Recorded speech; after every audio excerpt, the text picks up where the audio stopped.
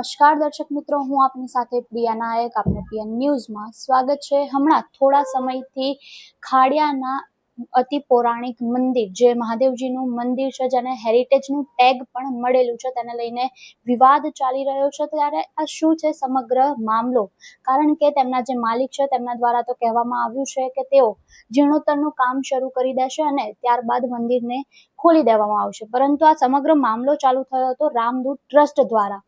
તો આપણે તેમના લોયર સાથે સીધી વાતચીત કરીશું કે તેઓનું શું કહેવું છે, કારણ કે માલિક દ્વારા અને ત્યાંના સ્થાનિક લોકો દ્વારા એવા આક્ષેપો કરવામાં આવ્યા છે કે તેઓ અમને અસામાજિક તત્વ કહીને સંબોધિત કર્યું છે વિડીયોમાં, અને તેઓને આ વસ્તુ ખરાબ લાગી છે.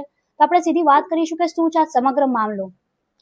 તો તમારું શું કહેવું છે આ સમગ્ર મામલાને લઈને, કે રામદૂત ટ્રસ્ટનું આમાં મંતવ્ય શું છે, એમનું શું છે? મેડમ, રામદૂત ફાઉન્ડેશનના મંતવ્યને સમજવા માટે તમે રામદૂત ફાઉન્ડેશનને સમજો. રામદૂત ફાઉન્ડેશન છેલ્લા 5 વર્ષથી આ કામ કરી રહી છે, અને કામ બહુ સિમ્પલ છે કે જ્યાં પણ કોઈ પણ પૌરાણિક, ઐતિહાસિક કાં તો ધાર્મિક સ્થળ જે આપણી આસ્થાનો છે એ જર્જર હાલત કે ખંડિત હાલતમાં હોય તો એનો જીર્ણોદ્ધાર કરવાનો અમારો ખાલી હેતુ છે. અમે કોઈના પાસેથી પૈસા નથી લેતા. This is a transparent organisation. આના રિક્રુટ્સ જેટલા પણ છે એ સેલ્ફ રિક્રુટ થાય છે. We are not opening up vacancies for it. જે લોકો આવે છે એ લોકો પોતે ગૂગલ ફોર્મ્સના માધ્યમથી, internet and through any other mode they connect. And this is totally a volunteer led organisation. Management led organisation નથી, વોલન્ટિયર લેડ ઓર્ગેનાઇઝેશન છે, જ્યાં વોલન્ટિયર્સ આગળ છે અને મેનેજમેન્ટ પાછળ છે.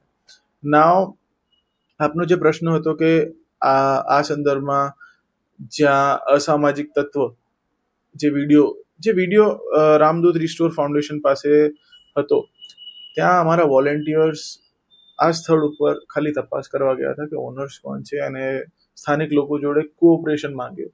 સ્ટાર્ટિંગમાં અમને કોઓપરેશન મળ્યું, અને સ્ટાર્ટિંગમાં સ્થાનિક લોકોએ અમને મંદિરની અંદર આવવાની પરવાનગી પણ આપી. અમને મંદિરની અંદર જઈને વિડીયોઝ અને ફોટોઝ લીધા, અને ત્યાં અમને મળી આવ્યું કે અહીંયા દારૂની બોટલ્સ, સિગરેટ, કચરો, ઇવન કોન્ડમ્સ એ પડ્યા હતા. અને આપણે આ બધી વસ્તુઓ વિડીયોમાં મૂકી દીધી, અને એ વિડીયો ઇન્ટરનેટના માધ્યમથી જનસામાન્ય સુધી પહોંચ્યો. જનસામાન્યમાં આક્રોશ હતો. અમે લોકોએ કીધું કે આ વિડીયોના માધ્યમથી અમે જે પણ માલિક છે, જે પણ સ્થાનિક લોકો છે, એમના ઉપર આપણે આના જીર્ણોદ્ધાર કરવા માટે થોડું what do you say, a positive pressure, હું દબાવ નહીં કહું કેમ કે that is wrong, a positive pressure, that is what we want. આપણે એવી માંગણી કરી. પણ ત્યાર સુધી જે સ્થાનિક લોકો હતા, આઈ એમ નોટ, અગેન હું એક વસ્તુ ફરીથી ક્લિયર કરું છું, જેટલા પણ સ્થાનિક લોકો છે એ બધા અસામાજિક તત્વો નથી. પણ જે ઇન્ટરેક્શન થયું ત્યાંના વોલન્ટિયર્સનું 1-2 લોકો જોડે, 1-2 લોકો, આઈ એમ અગેન સેઇંગ 1-2 લોકો, એ દેટ વોઝ નોટ ગુડ. અને ખાલી એમના પૂરતું આ શબ્દ વપરાયું છે. અને પછી આ રીલ જ્યારે આગળ પહોંચી ત્યારે લોકોએ કીધું કે ભાઈ આનું રિસ્ટોરેશન થવું જોઈએ અને એવી ડ્રાઈવ કરવી જોઈએ. ફાઉન્ડેશને કીધું કે અમે સમર્થન આપીએ છીએ, અને વી કોલ્ડ ફોર પીપલ કે to come for this restoration drive. પણ ત્યાર સુધી જે ઓનર્સ છે, જે તથાકથિત ઓનર્સ છે, એ લોકો વચ્ચે આવી ગયા. એ લોકોએ અમને આશ્વાસન આપ્યું કે અમે લોકો સ્વખર્ચે જીર્ણોદ્ધાર કરવા માટે તૈયાર છીએ.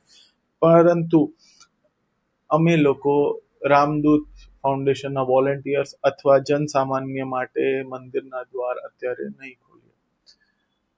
આ બાબતે દેર વોઝ અ ડિસએગ્રીમેન્ટ, અને જ્યાર સુધી અમે કોઈ રિઝોલ્યુશન કે સોલ્યુશન પર પહોંચતા ત્યાર સુધી ઓનર્સ અને સ્થાનિક લોકોએ મળીને જે ત્યાં સ્થળ ઉપર હાજર 4 વોલેન્ટિયર્સ હતા એમના વિરુદ્ધ જાણવા જોગ આપી દીધી ખાડિયા પોલીસ સ્ટેશનમાં.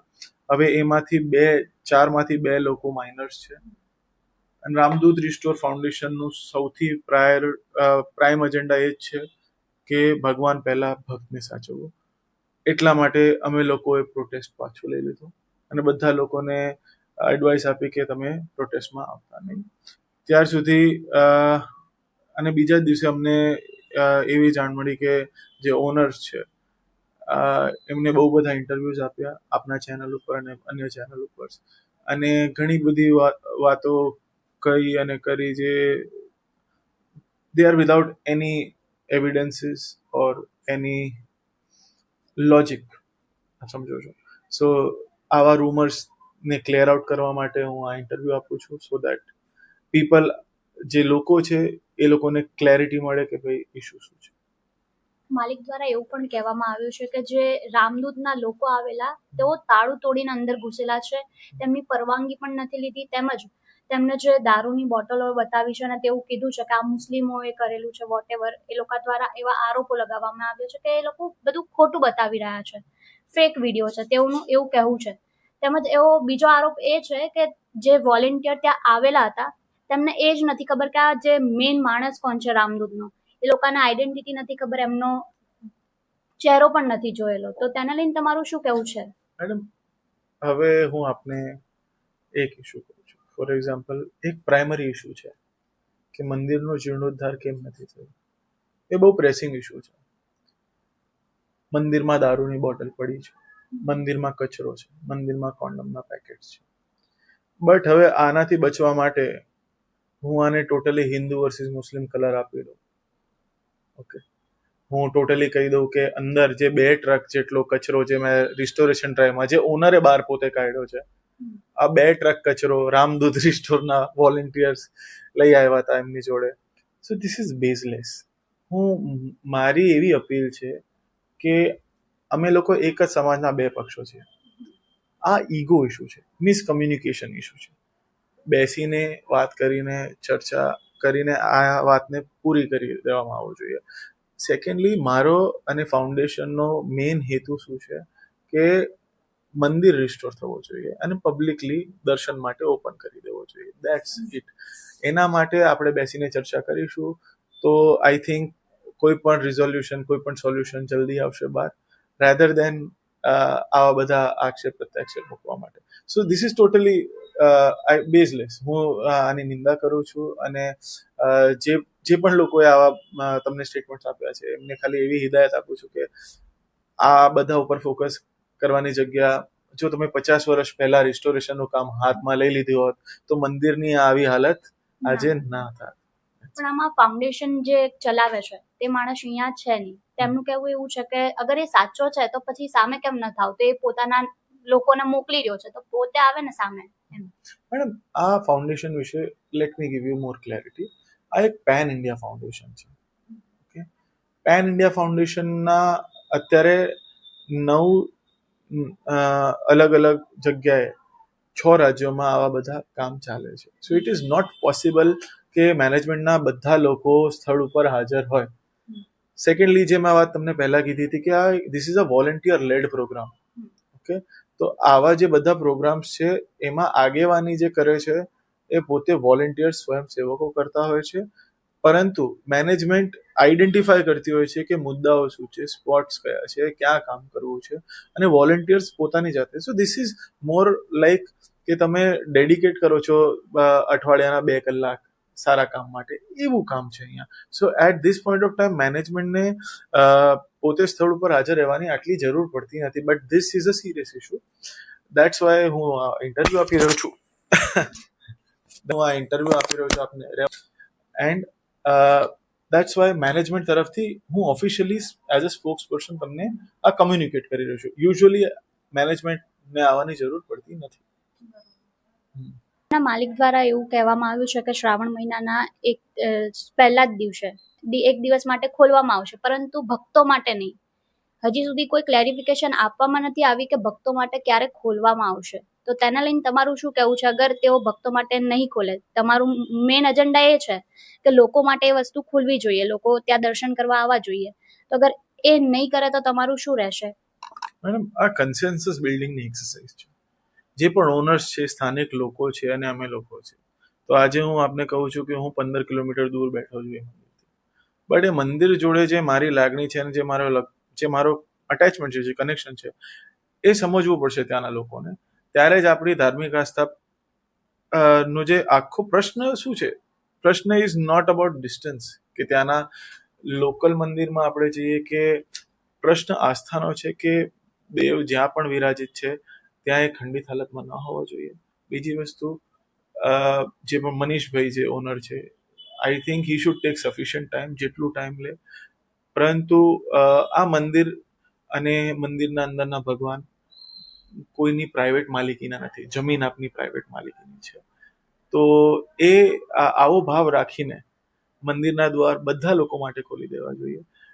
અને જો આ વાત એમના જોડે હું if I am not able to communicate right now properly, જો હું એમને ના સમજાવી શકું તો હું આનો પ્રયત્ન કરતો રહીશ જ્યાર સુધી we are not at an agreement. So એવી આશા છે અમને કે એ સમજી જ લેશે એક દિવસ. તમે જેમ હમણાં કહ્યું કે જે હિન્દુ મુસ્લિમ વાળું તમે જે કહ્યું, આમાં વાત એવી છે કે અમે લોકો જ્યારે એ જગ્યા ઉપર ગયેલા હતા ત્યાં બધા જે મકાનો હતા એ હિન્દુઓના જ હતા. તો તેમના દ્વારા જે કહેવામાં આવ્યું કે આ મુસ્લિમોએ અંદર નાખેલી છે બોટલો, તો તમને એની ઉપર શું લાગે છે કે એ લોકોનું એક ઇન્ટેન્શન બીજી બાજુ લઈ જવાનું લાગી રહ્યું છે તમને પોલિટિકલ રીતે? મેડમ, મારી ખાલી એવી મનસા છે કે જે હિન્દુ મુસ્લિમ ઇશ્યુ છે, અને ફોર એક્ઝામ્પલ આવી રીતે જોવા જઈએ તો 50 વર્ષ થઈ ગયા, સ્થાનિક લોકો, સ્થાનિક ઓથોરિટી, સરકાર કોઈ કામ કેમ નથી કર્યું? મારો અને ફાઉન્ડેશનનો એક જ મંતવ્ય છે, કચરો કોણે નાખ્યો એનાથી મતલબ નથી, મતલબ એ છે કે અત્યારે કચરો છે. મંદિર જર્જર હાલતમાં કોના લીધે છે એ અગત્યનું નથી, અગત્યનું આ છે કે મંદિર અત્યારે જર્જર હાલતમાં છે. સિમિલરલી દેવી દેવતા ખંડિત અવસ્થામાં શું કામ છે, કોને કર્યા, એ અગત્યનું નથી. સો એટ પ્રેઝન્ટ અમારો જે આખો એજન્ડા છે એ પાસ્ટ અને ફ્યુચરનો નથી, પ્રેઝન્ટનો છે. અત્યારે મંદિરની હાલત જર્જર છે, તો એને સુધારવા માટે ફાઉન્ડેશન પ્રયત્ન કરશે. અને પાસ્ટ અને ફ્યુચરમાં જઈને I don't think so it serves any good. So મારા હિસાબથી we should restrict ourselves to the present. અને જે અત્યારે જે મનીષભાઈ કહી રહ્યા છે કે સ્ટેપ્સ લેશે, તો we welcome that step if he is saying it in the right spirit. That's it. તમે જે રીતે સાંભળ્યા, રામદૂતના જે વકીલ છે તેઓ દ્વારા ક્લેરિફિકેશન આપવામાં આવ્યું છે કે તેઓને કોઈ વાંધો નથી અગર માલિક પોતે ત્યાં જે વસ્તુ કામગીરી કરવાની છે તે કામગીરી કરે અને ભક્તો માટે તે ખુલ્લા રાખે દરવાજા, તેમનાથી તેમને કોઈ મતલબ છે નહીં. મેઇન વસ્તુ આમાં હવે જો માલિક તરફથી છે કે તેઓ કેવી રીતે આને લે છે, કારણ કે તેઓ દ્વારા સાફ કહેવામાં આવ્યું છે કે શ્રાવણ મહિનાના એક દિવસ માટે જ મંદિર ખોલવામાં આવશે, પરંતુ ભક્તો માટે નહીં. તો હવે જોવાનું એ રહેશે કે જીર્ણોદ્ધારની કામગીરી તેઓ ક્યારે હાથ ધરશે પૂરી રીતે અને ક્યારે ભક્તોની માટે ખોલશે. તમારું આ અંગે શું કહેવું છે અમને કમેન્ટ બોક્સમાં આપના મંતવ્યો જરૂરથી જણાવજો. નમસ્કાર.